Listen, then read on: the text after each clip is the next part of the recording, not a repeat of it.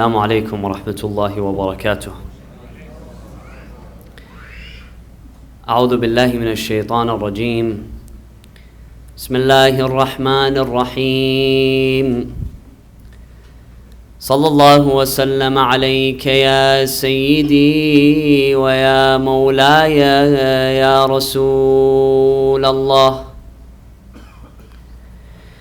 صلى الله وسلم عليك يا سيدي ويا مولاي يا أبا عبد الله.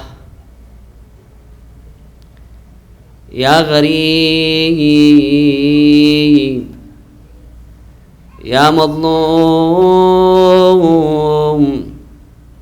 يا شهيد كربلاء، يا ليتنا كنا معكم سادتي فنفوز فوزا عظيما.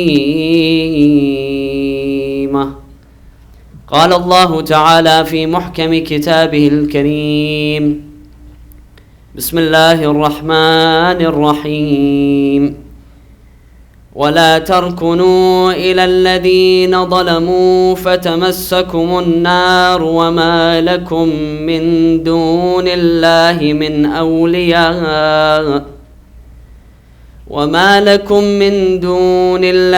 من أولياء ثم لا تنصرون. God states in the Holy Quran, Bismillah ar-Rahman ar-Rahim, and do not incline toward the wrongdoer, lest the fire touch you, and you will have no protector apart from God. Thereafter you will not be helped. Amanna billah. Sadaqallahu al-Aliyyul Azim.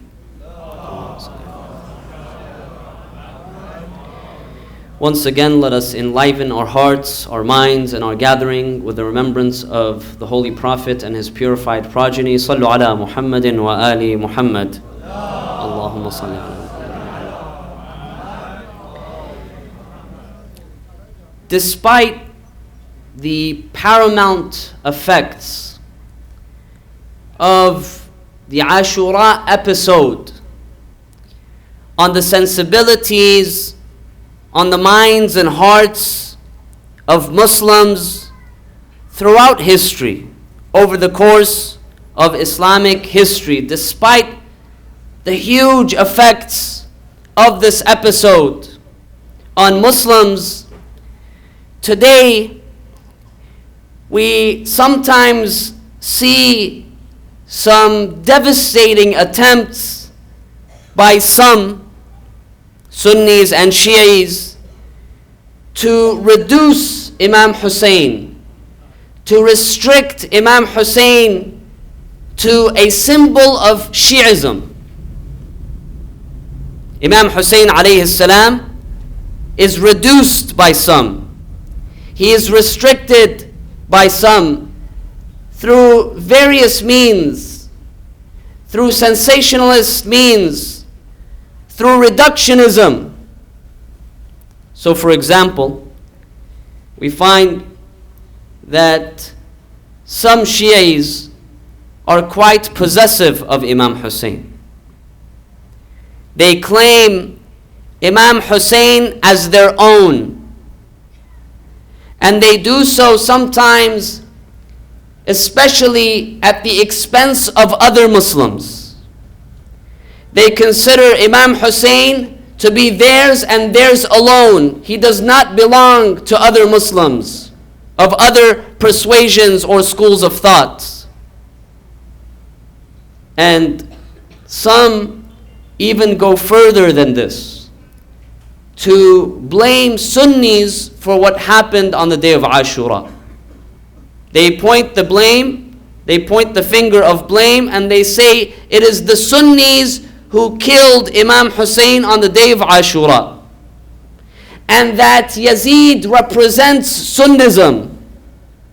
Some go to this extent, that they equate the killing of Imam Husayn and the place of Yazid with Sunnism, and that they claim that Imam Husayn represents their own school of thought, represents Shi'ism alone.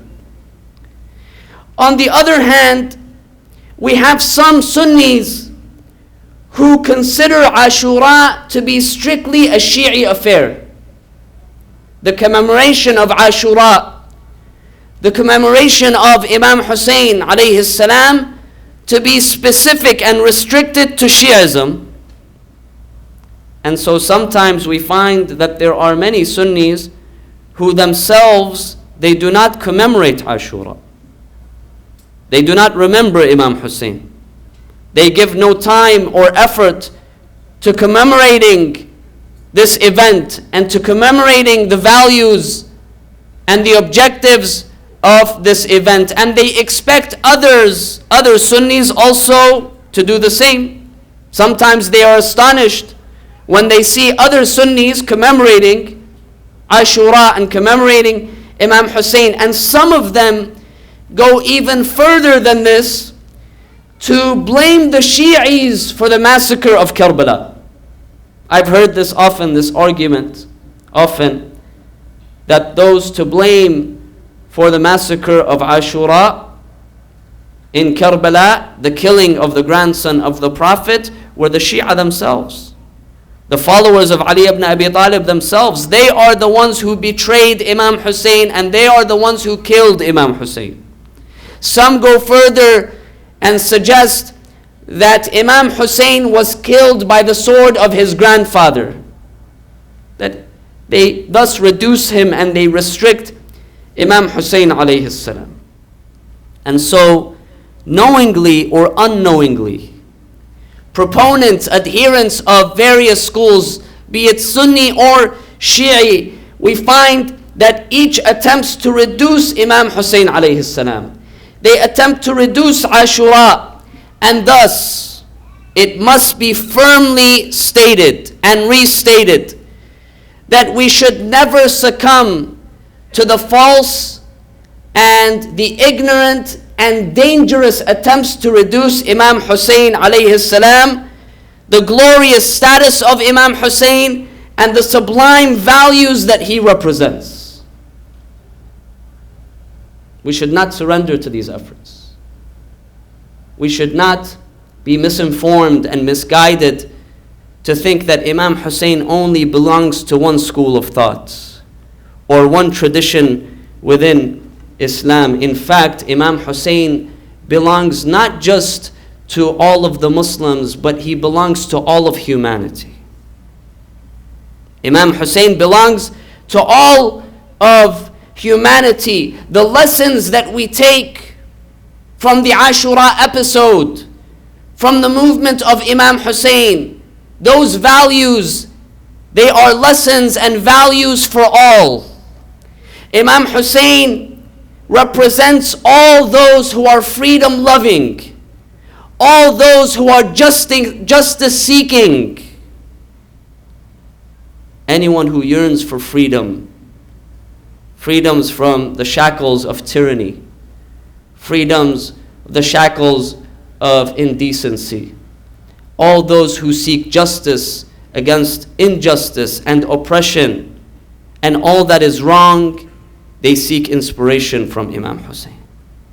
Imam Husayn belongs to all, and this is why we find that Imam Husayn has been commemorated not only by Shi'is, not only by the followers of the school of Ahlul Bayt, not only by Sunni Muslims, but Imam Husayn has also been commemorated and remembered by non-Muslims, many, throughout history. There are many examples. One primary and famous example is the example of Gandhi. Gandhi is famously said to have claimed that he sought inspiration from Imam Husayn. He learned from Imam Husayn how to be victorious while being oppressed. He was inspired by Imam Husayn. Many others are inspired, Christians, Jews, even those belonging to no faith tradition. they sought inspiration because they realized the value of Imam Husayn. They realized the objectives and the lessons that are drawn from the life and legacy of Imam Husayn alayhi salam. And so Imam Husayn should be treated as such, should be treated as a universal figure, a figure that represents everyone and belongs to everyone. When we introduce Imam Husayn, we should introduce Imam Husayn as such, one that everyone can be inspired from, that everyone can benefit from. When we teach about Imam Husayn, we should invite our friends, invite our loved ones, invite those who we associate with, regardless of their school of thought, regardless of their religious persuasion, regardless of their background. The message of Imam Husayn is one that is inclusive. And this is why, in particular, I am very much inspired by those projects that seek to educate the masses, the people, and they seek to do so through Imam Husayn and the values of Imam Husayn. One such project is one that many of us might be aware of, is the campaign that is known as Who is Husayn, which has received global recognition in different parts of the world, and which does so much work. Just recently I saw a really beautiful clip coming out of Chicago, came out of the news cycle from Chicago, of the organization, the chapter in that city, and how they contribute to the well-being of society. How?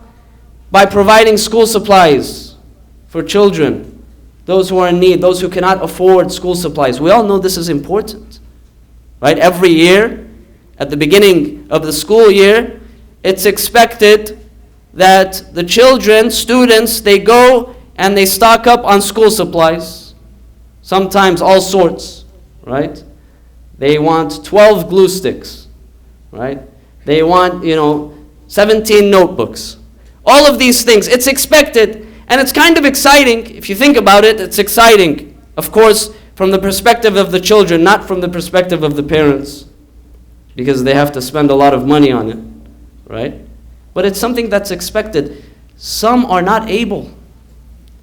Some are not in a financial status that they're able to purchase school supplies. And so this organization, what they have done is that they have purchased backpacks. If I'm not mistaken, I believe it was about 350 backpacks or 300 backpacks filled with school supplies.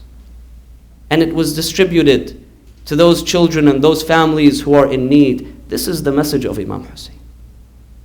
The message of Imam Husayn, as I mentioned, the message of Imam Husayn was one to call for goodness, to reform society. Part of reforming society means that every aspect of society, every group is one that is living at peace and living well ordered, not one group at the expense of another group. And so when we teach about Imam Husayn, when we invite to Imam Husayn, we should be inclusive, because Imam Husayn belongs to everyone. Imam Husayn belongs to humanity. And thus, to those of the followers of Ahlul Bayt, the Shi'a, who seem to be possessive, overly possessive, who think that Imam Husayn belongs only to them and represents only them and none others, I would simply say two things. The first is that we have to go back and look at the message of the Imam himself. What did he proclaim? We've mentioned in the past few nights the mission statement of Imam Husayn. We've looked at various aspects of it, and we highlighted that one of the important clauses is the Imam's announcement that he rose up to seek reform of what? لطلب الإصلاح في أمتي جدي محمد صلى الله عليه وآله. So the Imam here is announcing reform of what? Reform of one community. He's saying his objective was to reform the nation of the Prophet. meaning all of the Muslims, the entire Muslim community, in its entirety. This was his objective. Nowhere do we have in the historical records, among the sayings of the Imams or Imam Husayn himself, or any description that restricts his objective to being one only related to Shi'ism or the Shia. The Imam never says this is a Shi'i objective. This is an objective only one that is restricted to the school of Ahlul Bayt or the values of the school of Ahlul Bayt. No. The Imam says, I seek reform of the nation of my grandfather, the community in its entirety. This was the objective of the Imam. This is the first point. The second point related is the importance, and I mentioned this in my first night, in my first lecture, regarding the importance and the significance of history, understanding history, knowing history, not just reading surface level, but having an in-depth understanding of history. One of the things that is very important for us to consider and to be aware of is that when we come to the history of Islam, especially the very early history of Islam, the first few decades of Islam, the first few decades after the death of the Prophet, when we come to the various groups that arose, when you read about the history, you find that there were many different trends, various theological leanings, legal leanings, and so on and so forth. So the groups that we refer to, the sectarian groups, especially the sectarian groups, and the identities of these groups were in large part fluid. It was not until later on, a couple of centuries later, that they really crystallized. They became hardened. The identity of certain groups, that you have group A or group B or group C, and this group specifically believes in and practices A, B, C, and so on and so forth. In the early, especially the very early period of Islamic history, there was a lot of fluidity. And so it was not a matter of black and white. It was not a matter of only Shi'i and Sunni. In fact, it was not until later that groups like the term Sunni is short for what? Ahlul Sunnah wal Jama'ah. This term and this group that is identified as Ahlul Sunnah wal Jama'ah was a later development. It did not occur in the very early period. And even some of the groups within Shi'ism, there was a lot of fluidity, brothers and sisters. So it's important for us to be historically accurate. This is why it's so important for us to read the history. Some matters were not just black and white. There was a lot of gray going on, a lot of gray area going on. So this is in regards to those who are possessive of Imam Husayn. They think that Imam Husayn belongs only to themselves at the exclusion of other groups of Muslims. To those Sunnis who assume that Imam Husayn is a Shi'i affair, that the commemoration of Ashura, that the commemoration of the tragedy of the Ahlul Bayt, and especially the tragedy of Imam Husayn and his family and companions, this is restricted only to the followers of Ahlul Bayt, only to the Shia. To them, I say simply that if you go back and you read your own history, and the history of your scholarly tradition, you will find that most of your major scholars, they also acknowledged Ashura. They acknowledged the suffering and the massacre of Imam Husayn and his family members and his companions, and they opposed and condemned Yazid explicitly. This may come as a surprise to some. Those who are the followers of Ahlul Bayt have a certain image, and even those who belong to the Sunni school, they have a certain image, a certain perception. And so it may come as a surprise that most Sunni scholars also condemned Yazid. Most Sunni scholars opposed his actions, and they acknowledged Ashura and the tragedy of Imam Husayn alayhi salam. And this is why tonight I'd like to spend a few minutes, not to get too much into detail. we're restricted in time and scope. But to spend a few minutes to discuss some points regarding historically Muslim views on Yazid, the place of Yazid, the place of Ashura and Imam Husayn, and how they viewed these incidents, how they viewed these personalities, so that we get a clearer picture. We understand, and we understand what is at stake today. By understanding this history and this tradition, we understand what is at stake today. And when we say Muslim views, who are we referring to? We understand the views of Muslims through the sources that we have, and the sources that we have are the scholarly sources. How do we know who believed what? How things went about? We have sources. We have historic sources, we have theological sources, legal sources, books on hadith, and so on and so forth, that were written and composed by the scholars of the various traditions. When we come to these sources, the scholars and their works, and we look at and examine specifically this issue of their views, Muslim scholarly views regarding Yazid and Imam Husayn and Ashura, we find three major trends. Again, this is, in a way, I try to simplify this because there's a lot more discussion that can be had. We can spend several nights, several lectures talking about all of the nuances. But overall, just to give you sort of an introduction, an overall picture, there are three major trends when it comes to Muslim views regarding this issue. One trend is those who vehemently condemned and considered Yazid to be a kafir, to be a non-believer, or considered him to be a munafiq, a hypocrite. This is one view. They vehemently condemned Yazid and they considered him to be outside the pale of Islam or to be a hypocrite. And here we see that virtually all Shi'i scholars or scholars belonging to the school of Ahlul Bayt, they adopted this position. They all condemned Yazid. They considered him to be outside the fold of Islam. And they point to evidence. What is their evidence for this? Their evidence is simply, first and foremost, his actions.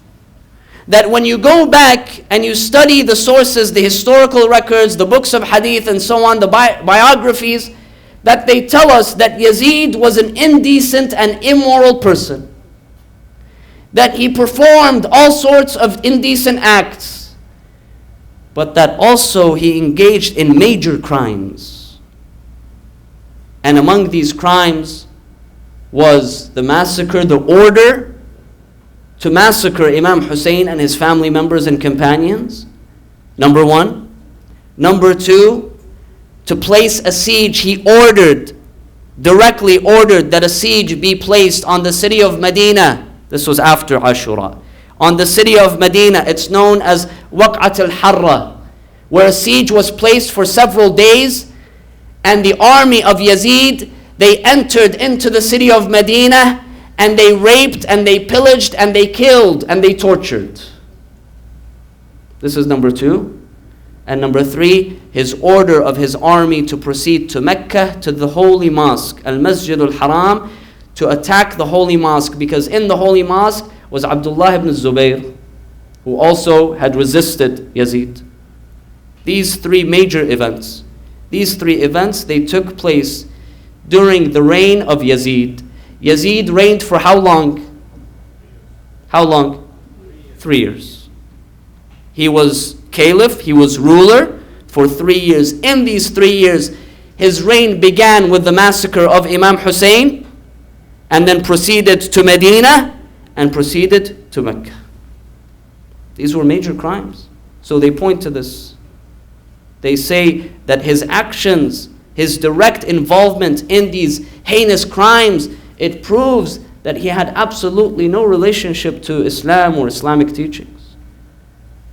And they point to other evidence in the literature, some poetry that is ascribed to Yazid, well-known poetry, where Yazid is happy about what he has done after killing Imam Husayn, after ordering the massacre of Ashura.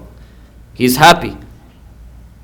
We are told in the literature that he recites poetry. He says, لَيْتَ أَشْيَاخِي بِبَدْرٍ شَهِدُوا جَزْعَ الْخَزْرَجِ مِنْ وَقْعِ الْأَسَلِ لَأَهَلُّوا وَاسْتَهَلُّوا فَرَحًا ثم قالوا يا يزيد لا تشل. And then he goes on to say لعبت هاشم بالملك فلا خبر جاء ولا وحي نزل.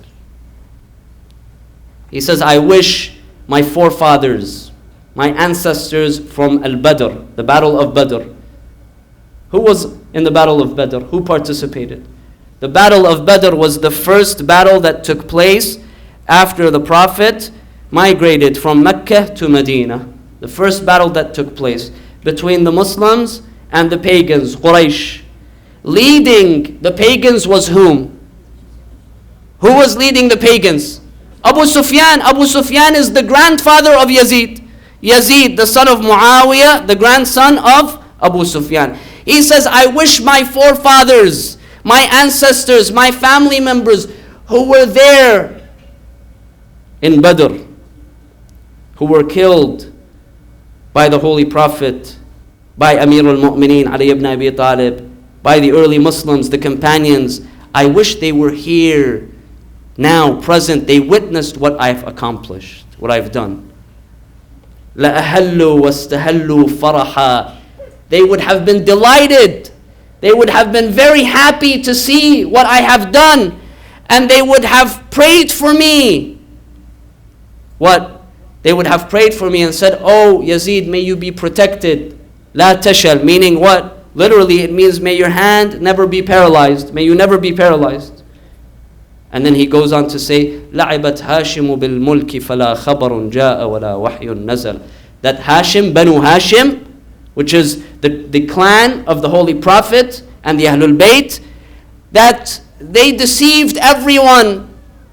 They made everyone think that there was a revelation, that there was communication with God, and so on and so forth. They deceived everyone. فَلَا خَبَرٌ جَاءَ وَلَا وَحْيٌ نَزَلَ. He openly rejects that there was no such thing. There was no revelation. Now a person who professes this, you don't call him kafir. You don't consider him to be outside the fold of Islam. You don't consider him at least to be a munafiq, a hypocrite. And so they have pointed to this. Now, when we come to the Sunni tradition, we find that many major Sunni scholars, they also adopted this position of condemning Yazid. Some names for those who have interest in the tradition, scholars such as Ibn Aqil, Al-Alusi, Abu Ya'la, Ibn al-Jawzi, the grandfather and the grandson, At-Taftazani, and many others. They condemned Yazid. Now, some of these, in addition to condemning Yazid, they included cursing Yazid, reciting la'an upon Yazid. What's la'an? Cursing is not using foul language. When we say curse, sometimes there's a misunderstanding. The assumption is when we say curse that it means using foul language. No. Cursing or la'an in Arabic and according to the teachings is when one prays to God, beseeches God to remove God's mercy away from someone. Not to have mercy on them. To remove God's mercy. It's a prayer. A la'an is essentially a prayer. It's asking God to remove God's mercy from someone. So some of these scholars, they themselves, they cursed Yazid. And they cursed those who accompanied Yazid, the killers of Imam Husayn, and those who fought under Yazid and under his orders. And others, they wrote specific works, specific books and treatises regarding specifically this topic. One example is the famous Sunni scholar Ibn al-Jawzi, who wrote a book called Al-Rad ala al-Muta'assib al-Anid al-Mani' min Dham Yazid. It's a refutation of the one, it's unknown, he's not telling us who it is, of the one who is a hard-headed person who insists on not condemning Yazid. He wrote the specific work just for this purpose, to condemn those who do not condemn Yazid. Others, they wrote books specifically regarding the history of Ashura and the Ashura episode and the Karbala massacre. One of the very famous books of Maqtal al-Husayn, which relates all of the events surrounding the killing of Imam Husayn alayhi salam. Very, very famous book and a famous source, is written by a Sunni scholar from the 6th century after Hijrah by the name of Al-Khwarizmi. Al-Khwarizmi wrote Maqtal al-Husayn. And if you read this, several sections, he begins with praise of the Prophet and the Ahlul Bayt, their virtues, their place, the place of Amir al-Mu'mineen, the place of Fatima al-Zahra, the place of Imam Husayn. He relates the narrations of the Prophet foretelling the killing of Imam Husayn and all of the issues surrounded, all of the wrongdoings of Yazid. It's all recorded in. He wrote a Maqtal. And there are other works that were written, dedicated by major Sunni scholars. These are not on the periphery. These are well-known scholars who vehemently condemned Yazid, and some of them, they also engaged in the cursing of Yazid. So this is one group. The second group, or the second trend, are those who vehemently condemned Yazid.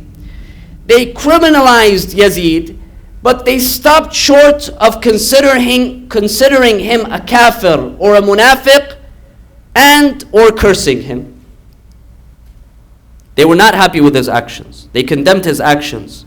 They considered his actions to be evil, but they stopped short of translating that into what? Into considering him to be out of the fold of Islam, or to engage in takfir, right? Or they stopped short of cursing, doing la'an upon Yazid. And there are some examples. One of the most famous that is considered within the tradition is the example of Ahmad ibn Hanbal. Ahmad ibn Hanbal is the eponym of what would become the Hanbali school of law. And so we are told in some of the sources that one day Ahmad's son Salih, he had a son by the name of Salih. Salih asks his father, he tells him, "Oh my father, what is your opinion of those who admire Yazid? Those who like Yazid. They express their satisfaction or their contentment with Yazid. What is your opinion about them?" And Ahmad is said to have replied, told him, "Oh my son, is it possible for someone who has true belief to like someone like Yazid? To express his loyalty or love for someone like Yazid?" This was the answer of Ahmad to his son. Then his son, he follows up. He tells him, if this is the case, then do you think it's okay to curse Yazid, to perform la'an of Yazid? Ahmad here, he answers his son. He tells him, and when is it that you have ever seen your father curse anyone? This was his reply. His reply basically was that I don't engage in the cursing of anyone. Right? And some have come and they have explained this position and the position of those who refrained from cursing Yazid. Their explanation is that cursing doesn't do anything. It neither brings any benefit nor pushes away any harm. Right? And we can come to the side and talk about cursing and everything, but that's going to take us away from the point. So this is basically the second position. The third position are those who glorified Yazid. They justified him and his position. They considered him to be a devout believer. They considered him to be a righteous person, an imam, one who was righteous, one who was pious, and one whose actions were justified. And this brothers and sisters, in truth, this position is a small minority position. If we go back to the records, this is a small, very small minority position of some of the scholars, that they justified the actions of Yazid, as well as some contemporary scholars in the modern period. You find this kind of sensibility reappear once again in the contemporary period, especially with those with extremist sensibilities, purist sensibilities, and especially those associated with governments and states. In some parts of the world, in Muslim countries, Muslim majority countries, some scholars who are associated, they are employed by the state. They receive a salary from the state. Their livelihood depends on their employment by the state. And so they justify and they glorify historical figures. Why? Because in essence they are acquiescing and they are justifying the current political circumstances. Because they know if they go back and they open up the old books and they turn to history and they realize the truth of the matter, then what follows? Suddenly the dominoes begin falling, one after another, and then they realize that they're suddenly in the spotlight. They realize now they have a decision to make. Do they justify the actions of their bosses, of their employers, or no? And so this is a small minority position. And sometimes, I think, brothers and sisters, one of the reasons why some of us may have some of these misconceptions and misunderstandings, and when I say some of us, I mean those of various persuasions, is simply because of the times that we live in today. And simply because of the access that we have to this vast network of communication, the internet, where any person with any kind of background, whatever he or she wants, they can get, on the internet, on social media, on YouTube, and they can proclaim any message they want. And usually, the loudest voices are those that are most controversial. They receive the most attention, right? No one likes someone who's normal, someone who's just repeating something that is not consequential, someone who's not saying something controversial. We all like it. This is why we like TV shows that, highlight sort of those reality TV shows. Why is that so, attractive to some of us? Because supposedly they reveal the real life of people, not this fake life of perfection that they have. They reveal all of their problems. They reveal all of their, arguments, all of their issues. We like this stuff. We like seeing controversy.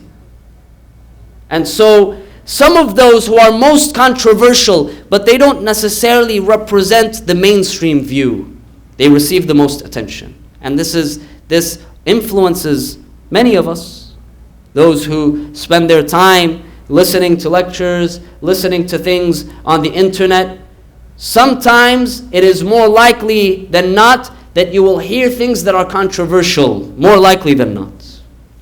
It's just part of the times that we live in. This is why we have to be extra careful. This is why it's so important for us, again, I repeat, that we go back and we study history. We go back and we try to be objective in our understanding. That we refrain from sensationalism. We refrain from reductionism, reducing everything to things that are simple. The world is complex, brothers and sisters. History is complex. We cannot reduce things and make them simple. So these are the three groups. Now, I'd like to make a couple of points. One point is regarding the relationship between faith, Iman, and actions and deeds. We find that some within history that they try to distinguish between the Iman, the faith of someone, and between their actions. And so when we come to the example of Yazid, we have some who suggest that yes, what he did was horrible, what he did was wrong, but this did not affect his faith. He is still a believer. He is still a believer. He should be considered a believer despite all of the bad things that he did. This is an argument that's made. So what do we say about this? What is the relationship between faith and Iman? The relationship simply, brothers and sisters, and this is particularly comes from the teachings and the traditions of the Ahlul Bayt alayhim as-salam, where they tell us that faith and action and deeds, they go hand in hand. They cannot be separated. They cannot be pulled apart. They have a reciprocal, not only do they go hand in hand, but they have a reciprocal relationship. That means that they either promote one another or they demote one another. Increased faith causes increased or better quality good deeds and actions, and vice versa. And decreased or less quality good deeds, or God forbid bad deeds, also affects the Iman. There's a reciprocal relationship between Iman and action. And the status of a person, brothers and sisters, is assessed and should be assessed on their overall attitude and actions, not on exceptions, not on exceptional cases. Right? Imagine a criminal, any kind of criminal, someone who engages in theft, someone who engages in rape, someone who engages in other kinds of crimes, murder. Imagine this person engage in these acts, but yet he or she, for instance, when it comes to the treatment of his or her mother, they are exceptional in the way they treat their parents and their mother. He goes out, he steals, but then when he comes home, he sees his mother, he runs to his mother, he kisses her hand, he kisses her foot, he wishes her no harm, he wants to take care of her. This is his mother, right? Can we come and we make the argument that, well, the Quran, for instance, the Quran or the Bible or society tells us that it's good to be respectful to your parents, to honor them, to be kind to them. So this person is still good. They're a good person because they express excessive respect and honor for their parents despite what they do. We can't make this argument. Everyone has some quote-unquote good to them. There is rarely someone who is purely evil, who has absolutely no sense of goodness at all, or no aspect that is positive about them or good about them. Take the example of Saddam Hussein. Saddam Hussein was a dictator. He was a tyrant, right? But when you read about his life, you are told that Saddam was obsessed with cleanliness. He was obsessed that he is clean in his appearance, in his body, that others, those who surrounded him, they had to be absolutely clean. He was obsessed with this, that sometimes even when he would speak, he would encourage his nation and community to maintain cleanliness. Now, can someone come and say, well, this is an excellent trait? In fact, the hadith says, "At-taharatu min al-iman," or "An-nadhafatu min al-iman." Cleanliness is part of faith, right? This is a popular hadith, we all know it. So can someone come and say, because he was obsessive when it came to his cleanliness, that he wanted everyone to be clean, that he never dirtied anything, that he kept himself clean and pure when it came to his physical cleanliness, that this necessarily means that he is pious, that he has faith? We assess the status of someone on their overall attitude, on their overall actions, not on exceptional cases. And furthermore, when we come to individuals such as Yazid, it was not just a matter of certain crimes, such as drinking, such as engaging in other forms of indecency. I mentioned 3 major tragedies directly ordered by Yazid himself. The massacre of the Imam on Ashura, the siege on the city of Medina, and all of the crimes associated, and the attack on Mecca. 3 major crimes. 3 unforgivable crimes. These are kaba'ir. The scholars and the fuqaha, they distinguish between those small sins and what are known as the major sins. The difference between them is not that one is less of a sin than the other. No, a sin is a sin. A sin is a sin, disobedience.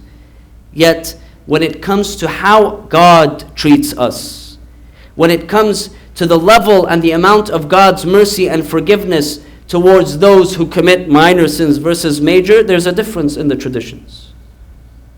There are some sins that the Quran says God does not forgive. That there is a major punishment, accountability for these actions with God. And what is greater than the killing of the grandson of Rasulullah?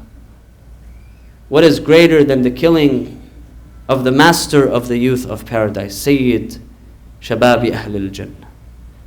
What is greater than pillaging, than raping and murdering the Muslims in the city of Medina, the companions and their children and their families? What is greater than this? What is greater than attacking the Kaaba? These are all great crimes. So this is one point. The second point and final point is regarding using religion and using scholarship in order to justify that which is wrong and that which is evil. Unfortunately, this is something that we see within the history of Islam. That there were some from the earlier period, all throughout history until today, some who justified wrong, who justified evil through their use of religion. They used religion as a tool in order to justify all that is wrong. And they did so furthermore through their use of scholarship, through their use of knowledge. They justified wrongdoing. And this is not specific to Islam, brothers and sisters. We find examples in other religious traditions as well. Look at today, our world today. Look at the supremacy. Look at the xenophobia, the racism, the hatred that is justified in society through the use of religion. You have some people who come out and they consider certain political leaders, I won't mention any names, but they're probably playing golf somewhere. They consider them to be what? To be chosen by God. Allahu Akbar. God has chosen them in order to save humanity, to justify all of their ills. And this is not just politicians. Someone might argue that a politician is a politician, right? There's a famous saying in Persian that says that politics has no father and no mother, right? Some might say this is politics, but what about those who are religious leaders? Those who are supposedly knowledgeable of the Bible, knowledgeable of Scripture, knowledgeable of what is good and what is wrong. When they use that religion and their scholarship in order to justify what is wrong. We see this in other traditions as well. And so, what is important for us to remember, brothers and sisters, when we assess these things, when we look at these topics, is that the adherence to truth must come first, brothers and sisters. Before everything and anything else. Above all else, we are to adhere to the truth, to follow the truth. Not to be partisan, not to be sectarian, not to assume that just because I belong to a certain group or a certain sect or a certain school of thought, that automatically makes me right, and it makes me infallible, and it makes me not prone, not vulnerable to error.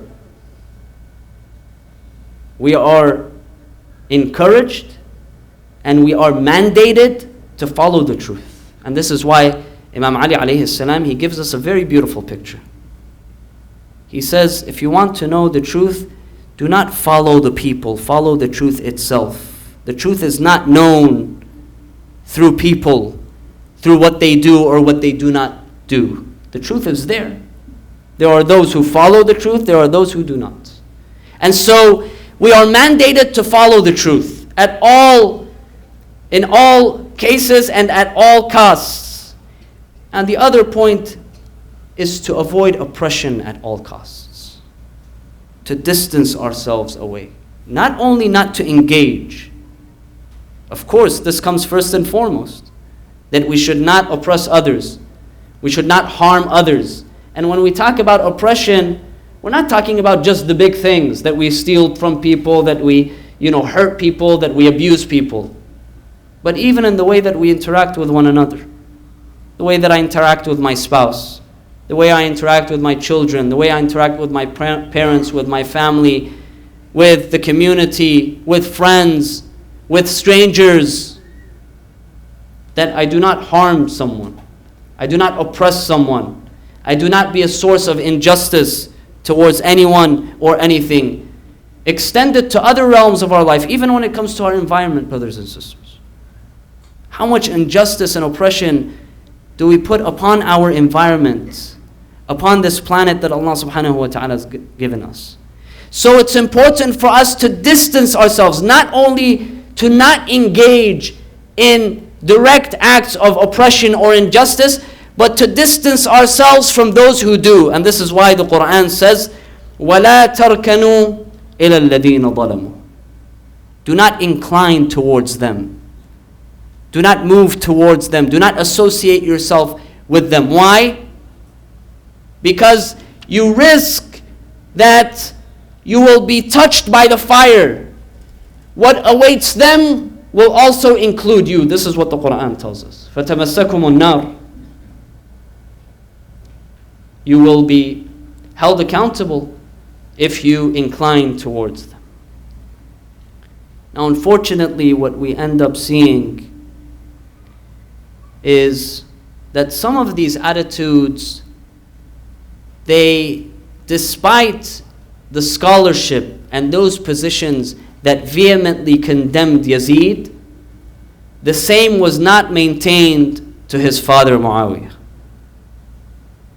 In large part, many you find justifying the actions of Muawiyah. The place of Muawiyah, the son of Abu Sufyan, the father of Yazid, despite condemning the actions of Yazid himself.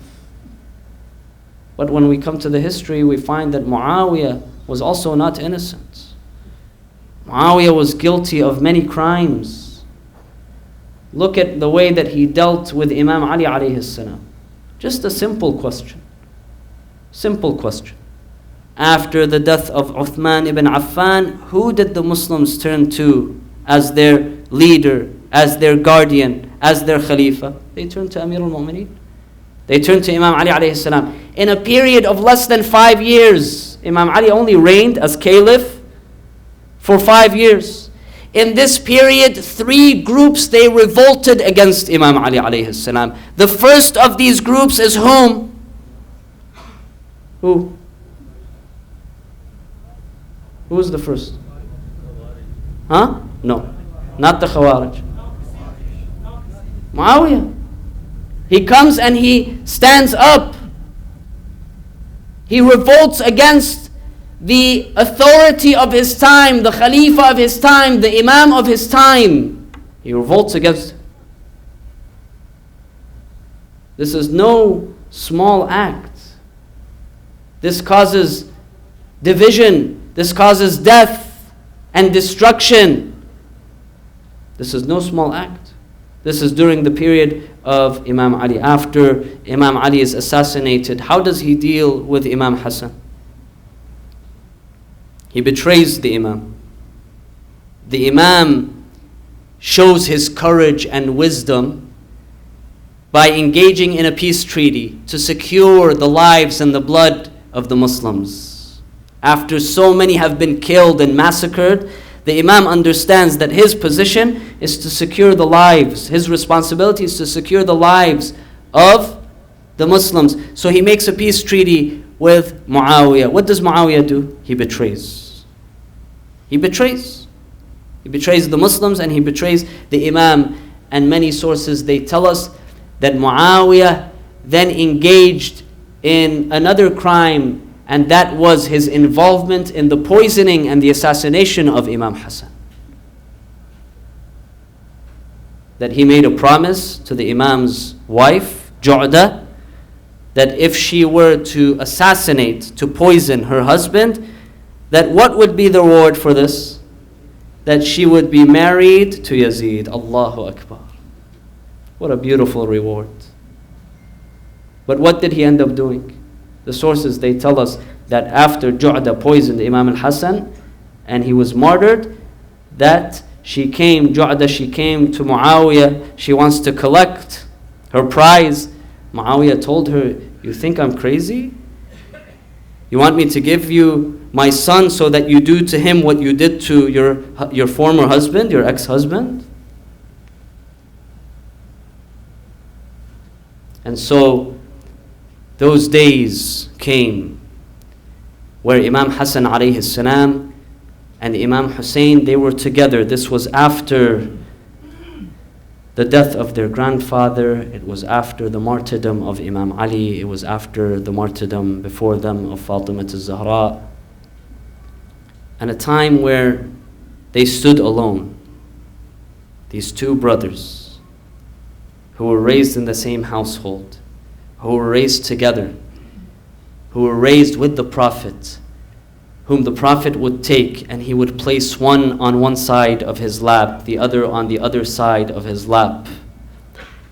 And he would show them affection and love. Al-Hassan and Al-Husayn, they were alone. Their time is alone after their father. And those days come where Imam Hassan alayhi salam is about to bid farewell. It's his final moments in this life. Imam Husayn comes to visit his brother, his elder brother, Al-Imam Al-Hassan, and he sees him in this devastating state. That the poison has ran through his body, that it has taken over his body, that it is destroying him. He comes to visit Al-Imam Al-Hassan, and the sources, they paint for us a graphic picture of what Al-Imam Al-Hassan is going through. That the Imam begins to regurgitate some of his internal organs because of how severe the poison was. And that the Imam Al-Hassan, he turns to his brother Husayn, he tells him, "Oh Husayn, bring for me a bowl." Imam Husayn, he brings it forth, and the Al-Imam Al-Hassan alayhi salam, he's in this state, he's regurgitating his internal organs into this state. As Imam Husayn, his brother, stands, he watches his brother in pain and agony. He tells him, "Oh my dear brother, it is very difficult for me to see you in this state. Why have they done this to you? Who has done this to you in such a wretched manner? This is a very difficult day for me to bear and to experience." Al-Imam Al-Hassan alayhi salam, he turns to his brother Husayn, he tells him, "La yawm ka yawmika ya Aba Abdullah." Allahu Akbar. My dear Husayn, as bad as this is, there is no day like your day, O Aba Abdullah. There is no day and no time like the one that you will experience. As they are in this state, we are told that As-Sayyida Zainab alayha salam, she approaches, she comes, she wants to visit her brother Al-Hassan. Al-Hasan, he notices, he turns to his brother Husayn, he tells him, my dear brother Husayn, I want you to remove this bowl, hide this bowl. I do not want our dear Zainab to see me in this state. This will break her heart. This will be very difficult for her. Allahu Akbar. Zainab alayha salam, she enters, but she sees her brother in that state. She looks over and she sees this bowl that is filled with blood. I don't know, brothers and sisters, which was more difficult for Zainab alayha salam, to see that bowl on that day filled with the blood of Hassan, or when she would see that platter, that bowl, that the head of Husayn alayhi salam was placed in. Inna lillah wa inna ilayhi raji'un. وسيعلم الذين ظلموا آل محمد أي منقلب ينقلبون والعاقبة للمتقين. صلى الله وسلم عليك يا سيدي ويا مولاي يا أبا عبد الله. صلى الله وسلم عليك وعلى الأرواح التي حلت بفنائك. عليكم مني جميعا سلام الله أبدا ما بقيت وبقي الليل والنهار، ولا جعله الله آخر العهد مني لزيارتكم. All together. السلام على الحسين وعلى علي بن